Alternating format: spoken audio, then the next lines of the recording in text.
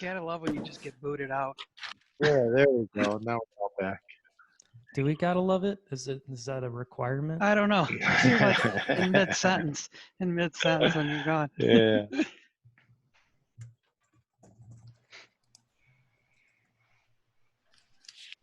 I mean, I can give you guys 120 seconds or that helps. Right now, in front of everybody, to say anything? Yeah. What were you just talking about, Walker?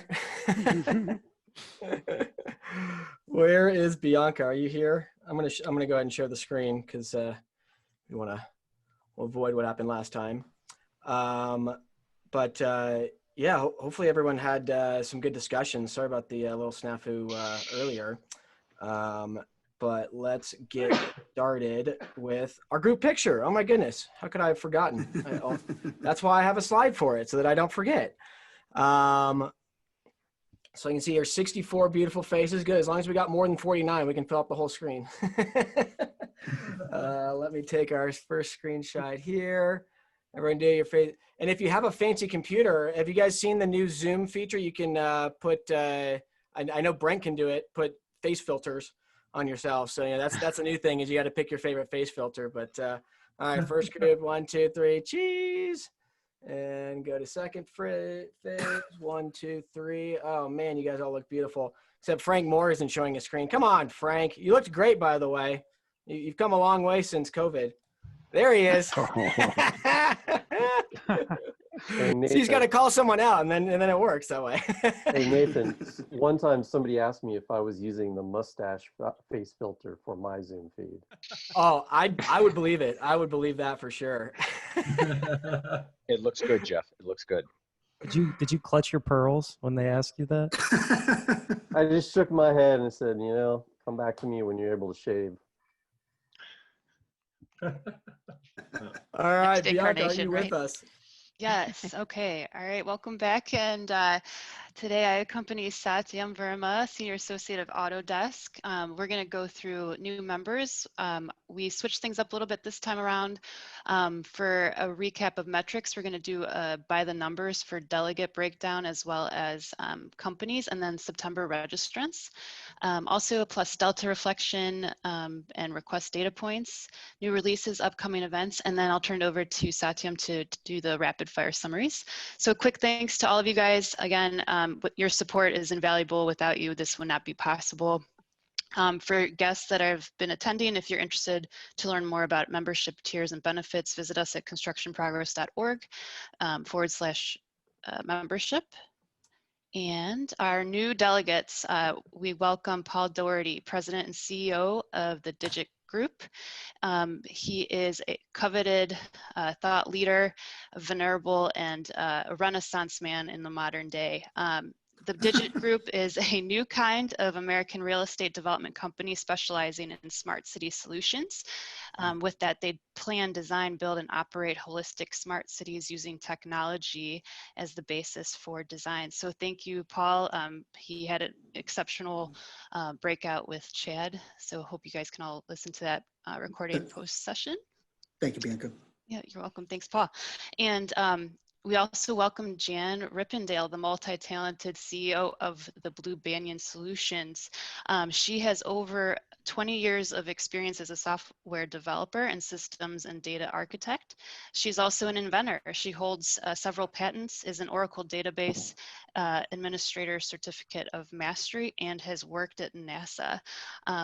And I definitely encourage you all to check out Blue Banyan Solutions.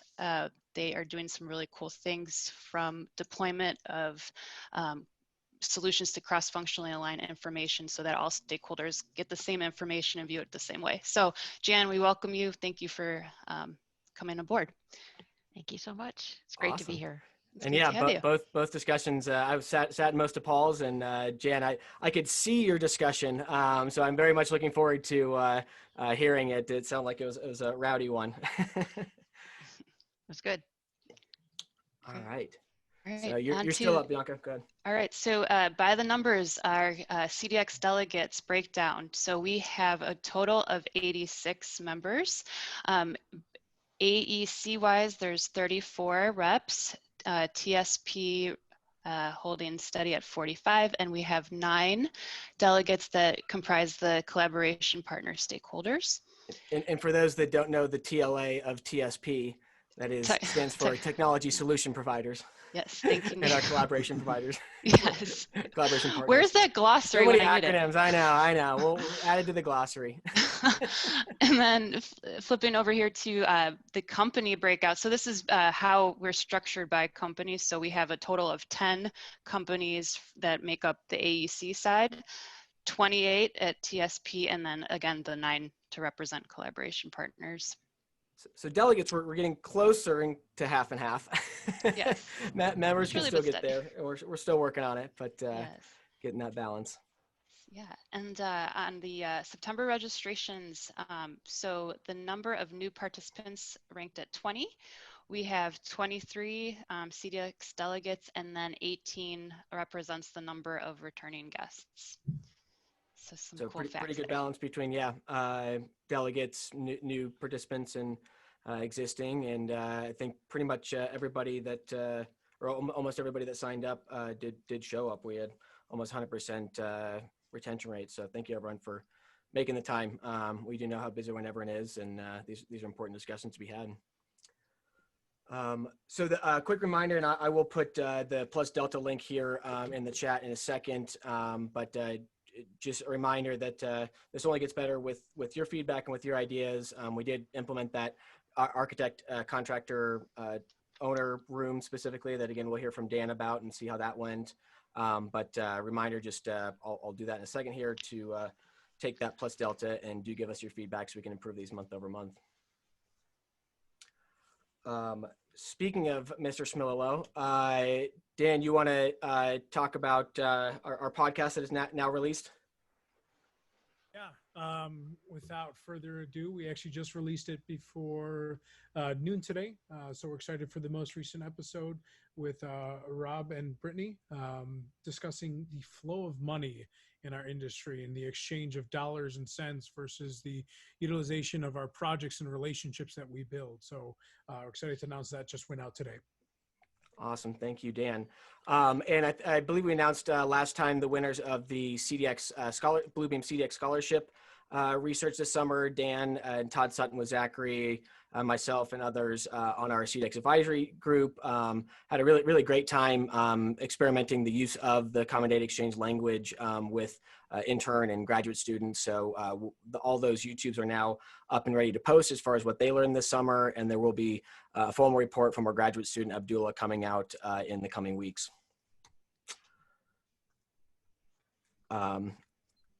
Am I totally sharing the wrong? Is it sharing the double screen right now?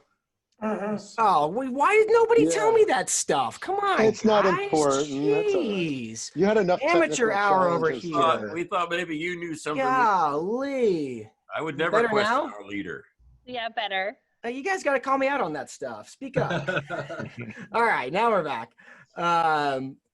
So I personally love this episode. If you guys haven't been listening to the Construction Dorks or the Dorkcast, different style, but very cool use of the Zoom webinar feature. I think it's a lot better when you listen in live, but even listening on Apple Podcasts or Vimeo or however you want to. But they're definitely open to submitting more ideas. I don't know, Jeff or Travis or anyone on wants to add anything about maybe any potential upcoming episodes that we can look forward to. Yeah, we haven't done a post about it yet, but next week we'll be talking to someone a little bit about kind of marketing yourself and brand recognition, something the construction technologists, you know, as we've learned, you have to start to sell both internally and outside, sell the initiatives that you're trying to do, like we're doing here with the CPC and everything else. So that'll be a pretty interesting discussion, and I don't know what we have planned after that, but yeah, we really like when people can tune in live and interact with us and the guests. We're trying to get, again, back to that live event feel that we're all missing. So this is our way of trying to get after that. Awesome. Thank you, Travis. So a quick rundown of just our October events. Mentioned this last time, but the AEC Hackathon again is coming up this month. I don't know if Damon's still on or Paul, if anyone wants to give any additional highlights. Here. Is this still up to date, or has things changed since then? No, it is still up to date. And just we're not doing it quite as big as we did over the summer because there's a lot of great events that are going on right now. So not quite as many speakers, but still a lot of great hacks. And for any that are here that are interested, feel free to reach out to me, and I'll be more than happy to provide a complimentary code for those involved that want to participate or just jump in to learn some new things. Awesome. Thank you, Damon Hernandez. You can reach out to Damon with that for that.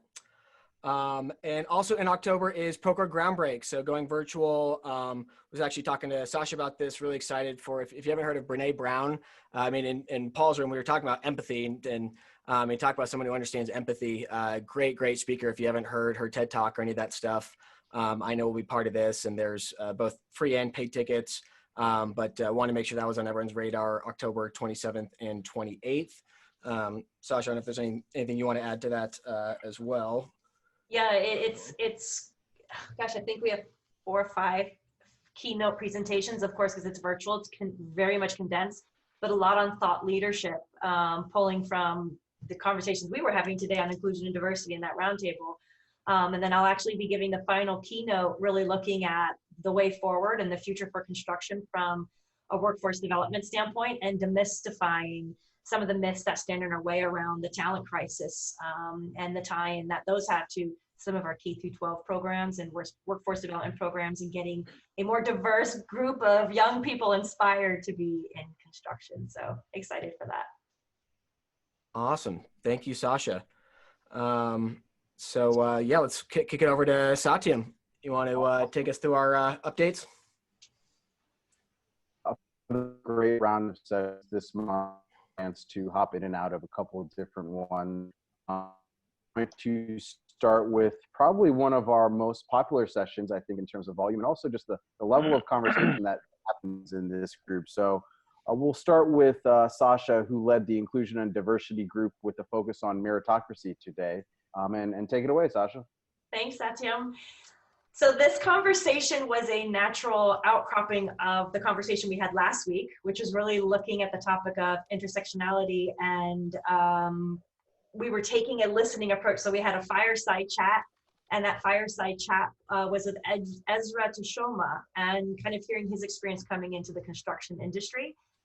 And as we were closing out that session last time, the question was very thoughtfully asked: how do we balance the individual representation versus capitalism and the company's need to drive revenue? And we felt like that was something that should be uncovered and should be discussed a little bit further.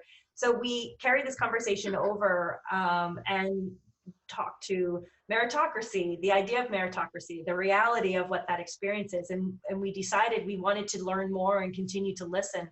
As we're having these conversations around inclusion and diversity, we're very much focused on approaching it with 3 specific activities. One is listen.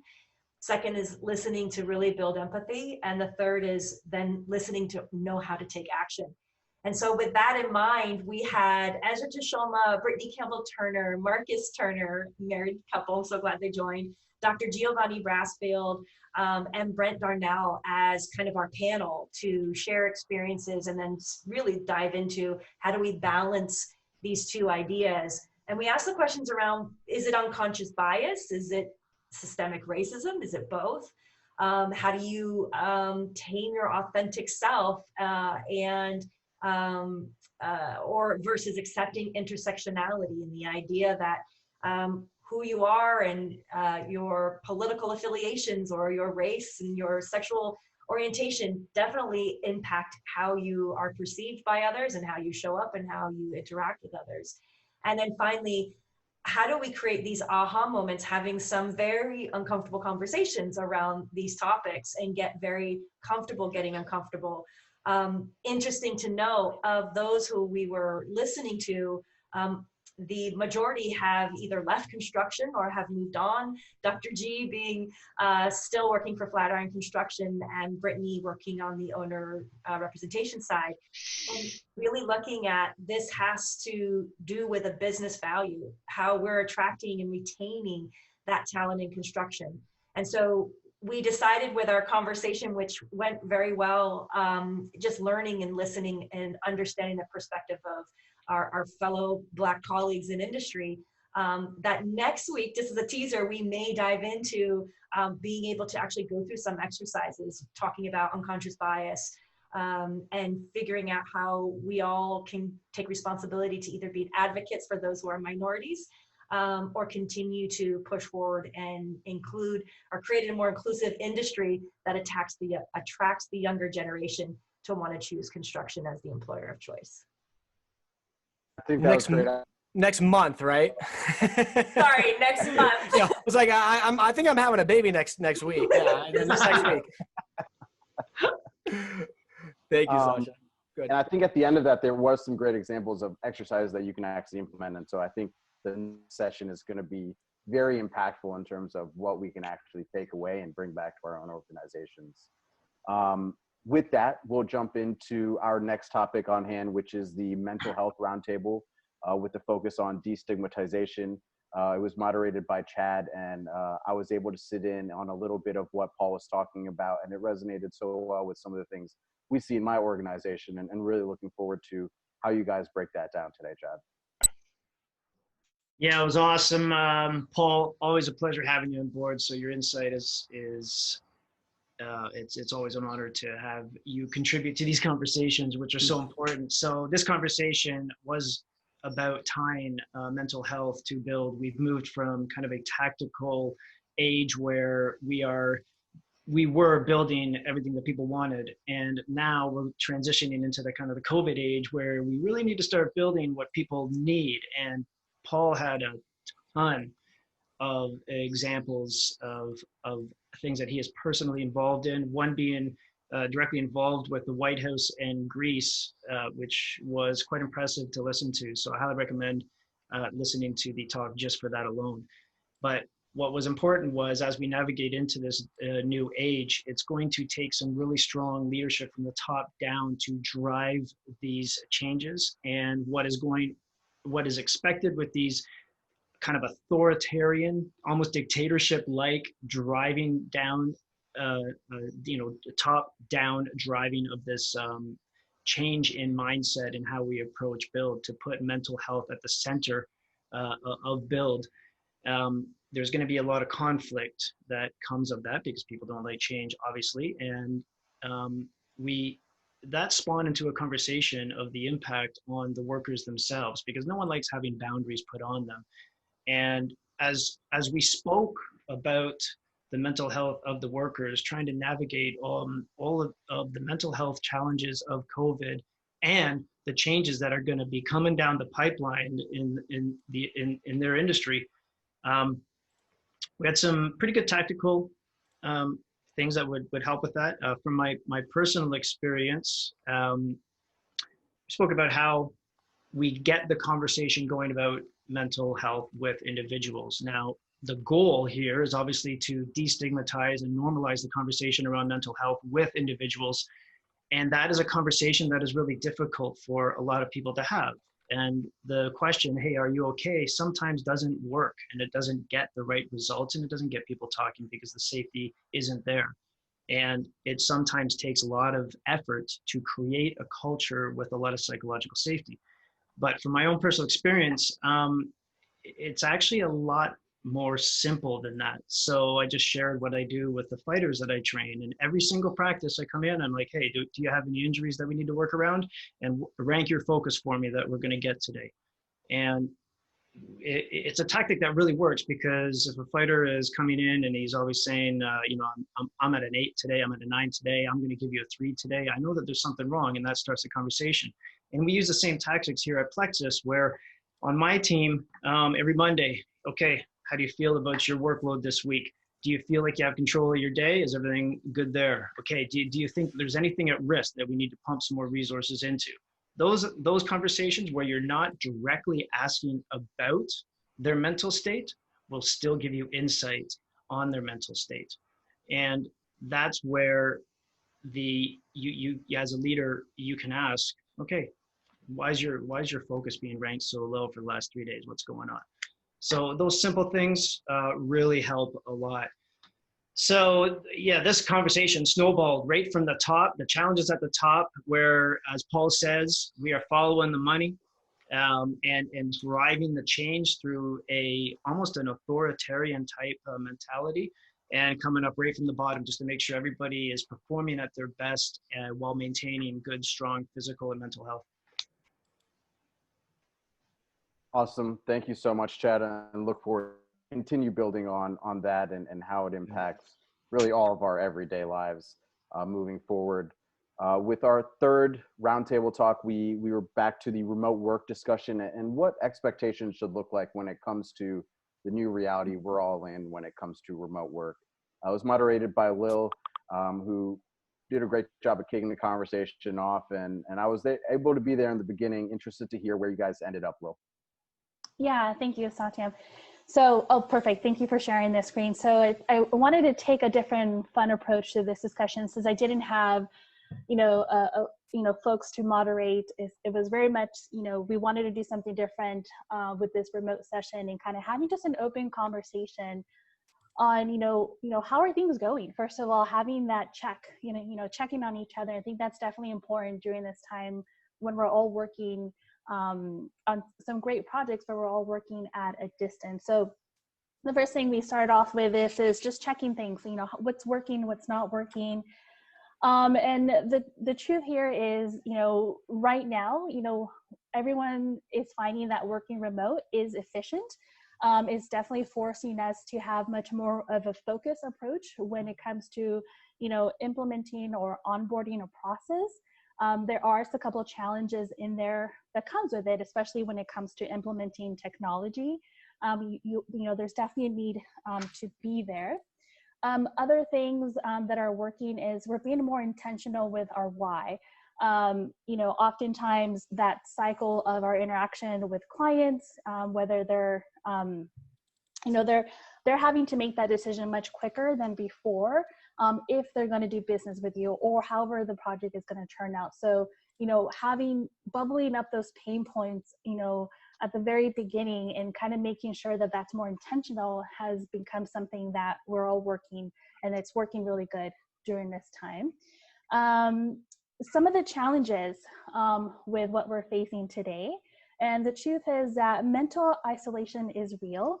There are, some of us shared about how we have some doubts with our personal situation, whether, we're having moments in our life right now where, are we doing the right thing? You're having to question your own decisions. So there are those moments where you have to be more intentional in staying healthy and making time for yourself. Another thing that was mentioned as far as challenges is meetings seem to be more transactional. And I really like what was said in the group where the transaction factor has always been there. We've always relied on some other way to, connect with that individual, whether that's a post happy hour or maybe, coffee beforehand. So we can always rely that we'll have that moment to connect and empathize with the person. Now it's just more, here we are, here's our business and see you later. So now we're being more intentional. We're seeing that more as transactions. So that's definitely a challenge we're facing today. One of the other challenges we have is setting boundaries. We never know when to stop working. And that's something where our group definitely felt like, yeah, this is really hard. When do we disconnect? Even though if you're, Brent from Rippendale mentioned, even if you're working 40 minutes and, throughout the day, that could end to burnouts or, just working around the clock. But one thing that was said in the group to overcome that challenge is, making that a policy from the leadership to really, create those boundaries of when work is stopping and, when family time or personal time continues. And then the other thing we talked about is how are we measuring this engagement? Definitely there was an agreement from the group is having active participation, audible participation. You have to make that intention to ask those folks in the meeting, what their thoughts are, any questions. Audible summaries is something that was mentioned when you want to make sure that, you're asking your teammates to, or your managers this is what I understood, and making that audible versus before you're relying on that personal interaction or physical cues that, there's an understanding of what the communication that's being relayed. We kind of didn't have a chance to really dive into these last two columns, but we definitely put our thoughts at the very beginning. But one of them is, should webcams be on or off? It's definitely a topic that's been of debate in this group for a number of months. And I think it's absolutely sort of a unanimous, like, yes, they should be on. There are moments we don't want to have them on just because, we're having a bad hair day, or sometimes I just don't want to comb my hair. I'll be honest. But having the webcam on really gives us a level of interaction and connection, with our colleagues and our industry friends. I put the link to this fun retro if you want to take a look and kind of take a deeper dive in what we've talked about. If you want to add some more stuff on your own, or just take a screenshot and share that with your team, feel free. But thank you, Satyam. Thank you, Will. I really like the fun retro. It was a great way to visualize the responses and kind of resonate with it, as opposed to just the normal way we have the conversations. With that, we'll jump into digital twin with Kelly Doyle, focusing on interoperability.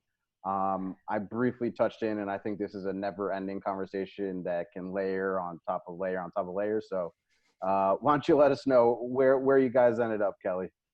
Sure thing. We've been talking things at a high level for the past few roundtables. We decided to go tactical on this one, and it didn't disappoint. we got pretty far down in the weeds. So I'll do my best to bring up some of the high points. But if you have any interest in digital twin and how this interoperability is going to work, how we're going to get this data to start in the right container and flow through, it was a great discussion. So the first thing we talked about was ISO 19650 and data mapping. There's really the way that we're sharing information now most often is through files. And this standards helps to establish codes that define the way to talk about what's in that file without actually having to go into it to figure it out. It also helps with classification. One of our subject matter experts shared an Irish auto registration plate. So think of a license plate for us as a way to picture this. And the different codes mean when the car was registered, what county is it registered in, all these kinds of pieces of information are available on that tag. It tells you a whole lot. And that's really what the standard is trying to accomplish with these file names and what the metadata fields tell us, or to be able to interpret that. We then talked about Orange Button, which is grown out of a NASDAQ standard, actually, so that they could create interoperability between systems and help to identify fraud in a lot of these disparate systems that they're working with together. What they've also done is taken that initial standard and applied it to that structure to the solar industry, and actually started with building a database for AHJs. So there's a way to pull those pieces together to create a standard, a way that people can correlate these things together. And Jen, I've never heard this used before, but it was a great analogy of the candy and the wrapper. The data is the candy and the standard is the wrapper. And for the most part, folks are not willing to talk about the wrapper without getting the candy. They need some incentive to be able to talk about it. So we really had a bit of a conversation about those incentives. How do we plant that candy out there so that folks are interested in talking to the wrapper and can bring context? One of the things that came out of that discussion is that reference data will help. It's things that folks can get their mind around and gets them excited about it. So product data is an example of this.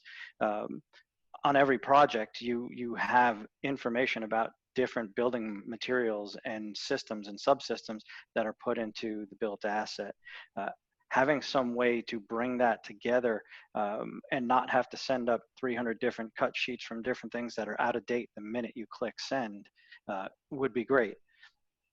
Conversely, how do you bring that together when those cut sheets and those standards and that data is constantly changing is a huge challenge. Where we ended up was in a final discussion around the Building Smart Data Dictionary. This is where we can use common industry linking standards to bring together stakeholders to the information they need.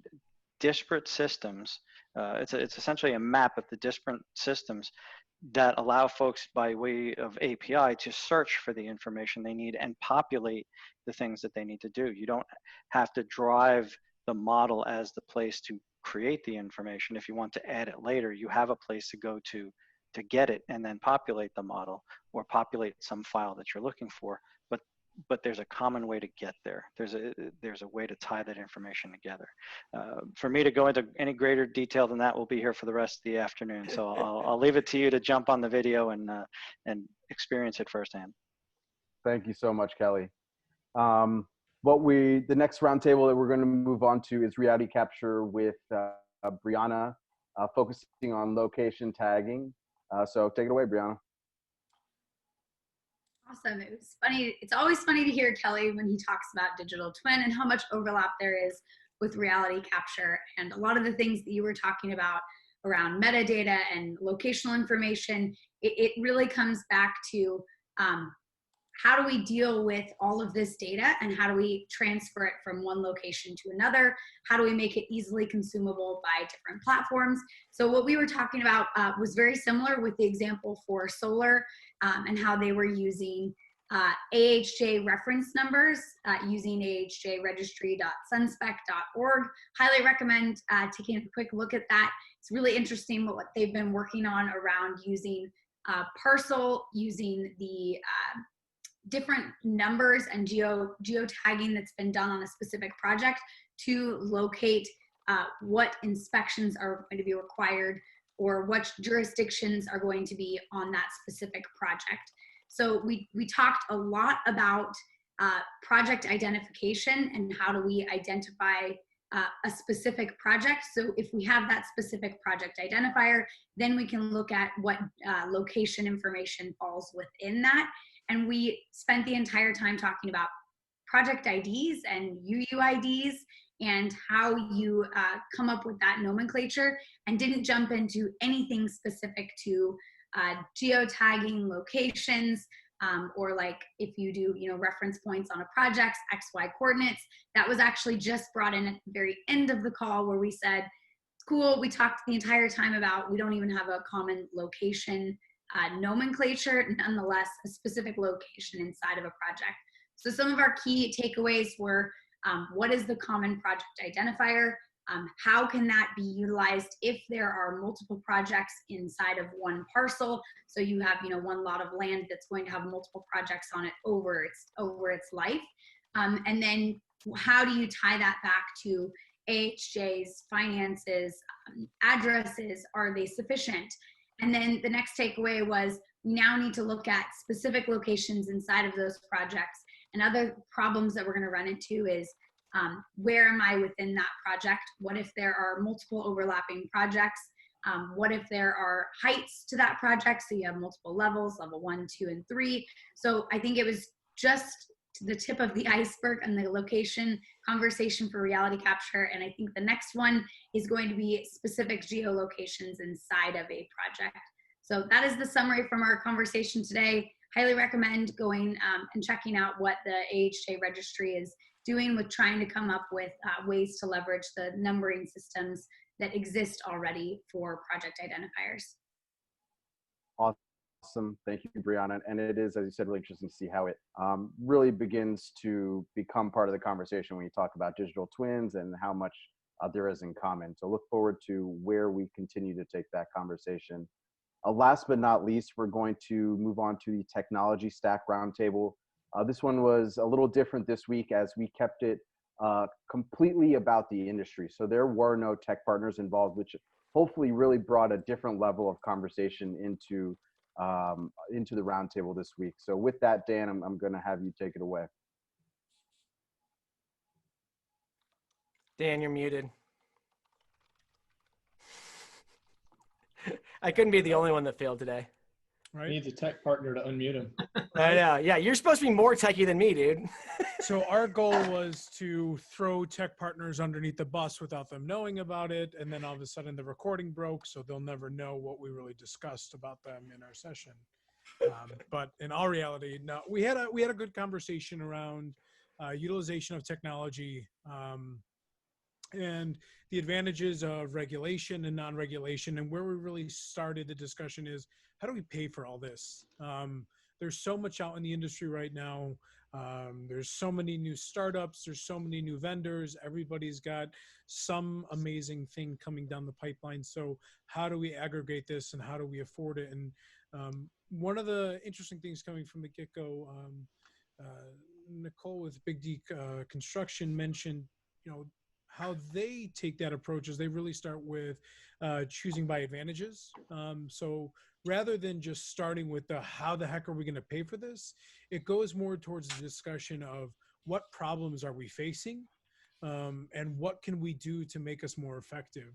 We all are aware of the current global climate in the world, and unfortunately in construction, things like this really hit us 2 to 3 years down the pipeline. So really understanding our workflows currently and how we can innovate and improve on them over the next coming years is very beneficial.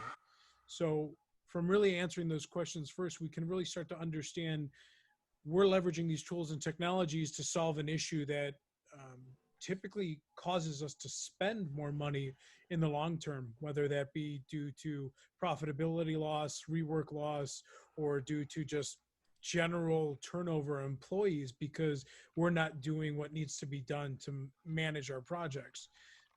Then from there, we went into discussions kind of on shared savings.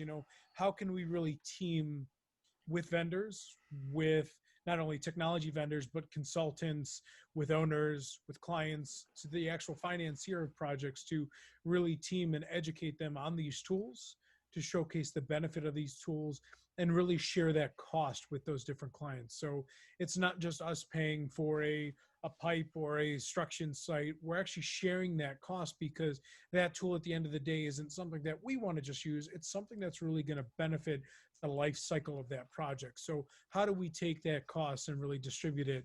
And that led into kind of the teaming.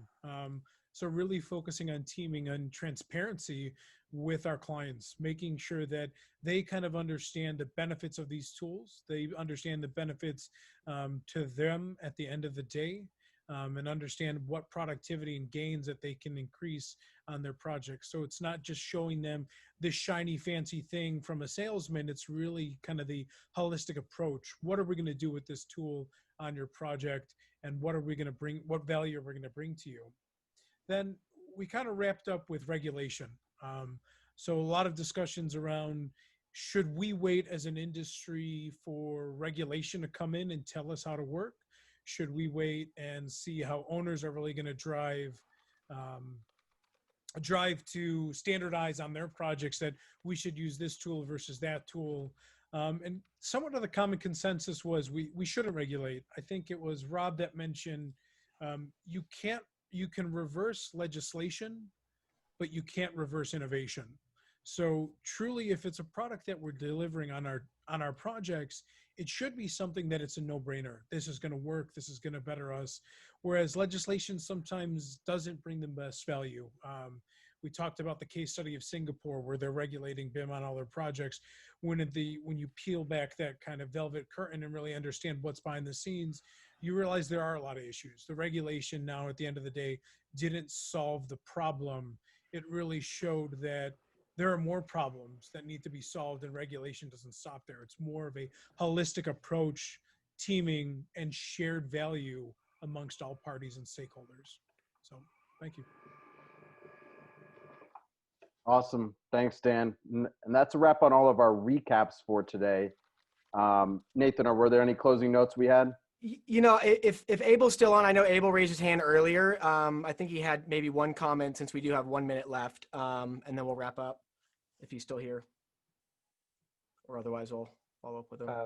Yes, no, it's just a question about the digital twin. I was just thinking that the built environment is not deterministic, and when we talk about taxonomies, often we find ourselves in a corner. when things get really difficult. So how do we deal with that? Because things will be constantly changing and new things will be appearing all the time. So how to negotiate this with a taxonomy and ontology that is actually effective to deliver value to the construction sector? But that's a big question maybe for the next time. Yeah, my answer is always find someone else has already done it, because most likely we're the last ones of the game. And whether it's this orange button or these other registration, and really analyzing and studying them and which ones do apply to us and which ones don't. I think the last thing we want to do is recreate the wheel, right? Because it is going to always change. So just how do we make sure we're referencing whatever is the latest and let them deal with the iterative changes to it. So, Building Smart handles all the changes in BIM, and Construction Blockchain Consortium handles all the blockchain, and Digital Twin Consortium handles all the digital twin. But obviously there's going to be overlap between the three of those, right? Yeah, a lot of overlap. Yeah, so like what is that that's what we're having right here. I can't tell you an answer, but we obviously all know we need to do it. We can't do it in our own silos. That won't solve the problem. Yes, I think there are other approaches we should, when we think about the digital twin, we can have this kind of a classicistic point of view where we try to organize everything before we put it out there, or we can let things emerge. And that's when machine learning plays a great role in organizing all this. So there's a couple of projects I came across where people do whatever they want with families, with BIM families, Revit families, and so on. And then you have the system that say, okay, statistically, this is the family, this is the BIM object you're looking for, whatever the metadata of that family. Well, because of the metadata and how that object is being used, you can use some machine learning techniques to organize the mess for you. And then we need to see how we conciliate this with our ontology and something like an IFC ontology and so on. And also, when you have massive ontologies like this, you think, oh my God, no, I need a meta description to make this useful. And things get, you need to kind of rationalize that ontology in bite sizes so that it's actually useful when you're doing your work. I think you've just volunteered yourself for next month, if you don't mind. Yeah, yes, and. Make a note, Nathan. Yeah, it's noted, duly noted. So yes, no, and those are the types of conversations that we want to be having. We're here to learn from those that are doing more of it in that side of the world,